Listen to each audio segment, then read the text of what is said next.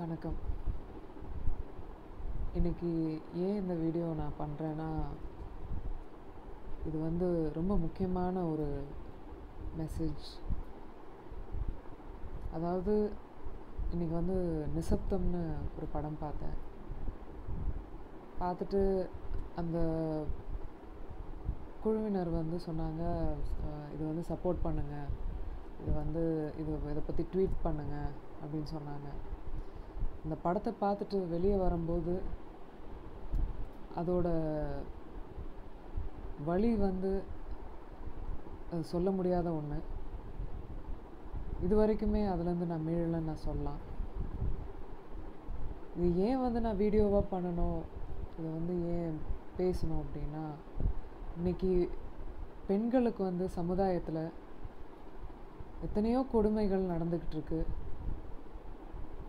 கோர்ட்டில் அதுக்கான தண்டனைகள் ரொம்ப ரொம்ப குறைவாக அவங்களுக்கு கிடைக்குது. ஒரு பயமே இல்லாமல் இந்த சமுதாயம், பெண்கள் எப்போ போவாங்க ரோட்டில், எப்போ பயம் இல்லாமல் பெண்கள் இந்த சமுதாயத்தில் எப்போ நடப்பாங்க.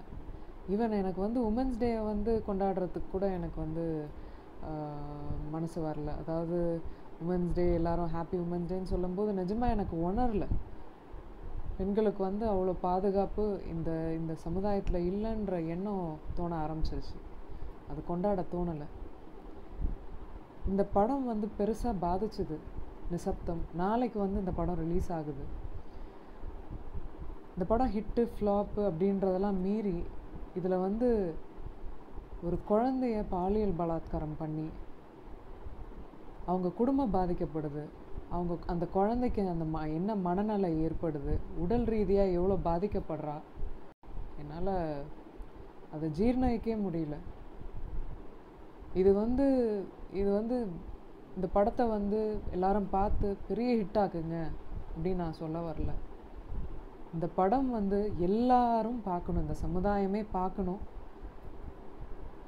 இதில் அந்த அந்த அவ்வளோ அந்த கொடூரமாக அந்த பெண் குழந்தைய பாலியல் பலாத்காரம் பண்ண அவனுக்கு குறைஞ்சபட்ச தண்டனையாக கொடுத்தாங்க. அதுதான் இந்த படத்தில் அதுதான் சொல்லப்பட்டிருக்கு. நிஜத்துலேயும் அதான். இது கண்டிப்பாக கவர்மெண்ட் பெண்கள் சமுதாயத்துக்கே, பெண்களுக்கு இந்த இந்த ஒரு ஒரு திட்டத்தை கொண்டு வரணும். ஒரு சிவியரான பனிஷ்மெண்ட் அவங்களுக்கு கொடுக்கணும்னு நான் கோரிக்கை வைக்கிறேன்.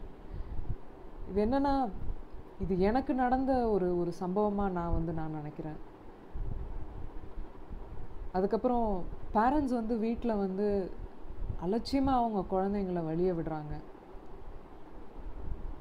இந்த படம் எல்லாத்துக்குமே பதில் சொல்லுது. எந்த அளவுக்கு அந்த குழந்தை பாதிக்கப்படுது, எந்த அளவுக்கு அந்த ஃபேமிலி பாதிக்கப்படுது அப்படின்ற விஷயங்கள் எல்லாம், நம்மளோட அஜாக்கிரதை எல்லாமே சொல்லப்பட்டிருக்கு. இதுக்கு மேலே என்ன சொல்கிறதுன்னு எனக்கு தெரியல. நன்றி.